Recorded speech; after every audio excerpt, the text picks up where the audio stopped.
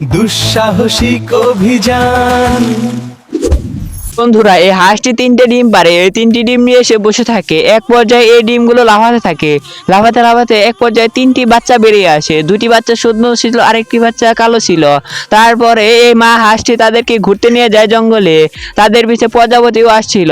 তারপরে এই ফর্সা হাঁসগুলো পানির কাছে আসে। পানির কাছে আসে তারা অনেক খুশি হয়। তারপর এই কালো হাঁসটি ডাঙায় দাঁড়িয়ে থাকে।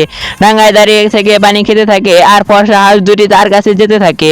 তারপরে এই মা হাঁসটি চলে আসে। মা হাঁসটি আসার পরে কালো হাঁসটি কান্না করে, কারণ মা হাঁসটি বলে তুমি আমাদের থেকে দূরে চলে যাও, কারণ তুমি অনেক কালো হয়েছো। মা হাঁসটি ওই বলে কান্না শুরু করে, আর কালো হাঁসটি জঙ্গল দিয়ে হাঁটতে শুরু করে। এক পর্যায়ে হাঁটতে হাঁটতে একটি কচ্ছপ আর একটি শিয়ালের কাছে পৌঁছে যায়। শিয়াল আর কচ্ছপকে সবকিছু খুলে বলার পর কচ্ছপ আর শিয়াল বলে আমরা কিছুই করতে পারবো না। তারপরে হাঁসটি একটি খরগোশের বাড়ির কাছে আসে। খরগোশকে সবকিছু খুলে বলে। খরগোশকে সবকিছু খুলে বলার পর খরগোশ বলছে এই বিষয়ে আমি তোমাকে দেখছি। তারপর খরগোশটি হাঁসটিকে জড়িয়ে ধরতে হাঁসটি কান্না করে দেয়। হাঁসটি কান্না করে দেওয়ার পরে এই খরগোশটি বাড়িতে নিয়ে যায় হাঁসটিকে। তারপর এই খরগোশটি বাড়িতে নিয়ে যাওয়ার পর হাঁসটি আর খরগোশটি অনেকক্ষণ কথা বলে।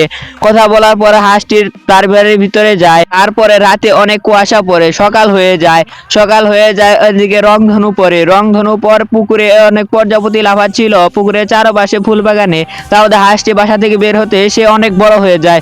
বড় হওয়ার পরে অনেক সে ফর্সা হয়ে যায়। কালো থেকে অনেক ফর্সা হয়ে যায়। ফর্সা হয়ে যাওয়ার পরে সে পুকুরের দিকে যায়। পুকুরে গিয়ে সে গা মেলে গোসল করতে শুরু করে। পর সে গোসল করে আস্তে আস্তে সে বাড়ির দিকে আসতে থাকে। বাড়ির দিকে আসার পর খরগোশ আর হাঁসটি জড়িয়ে থাকে।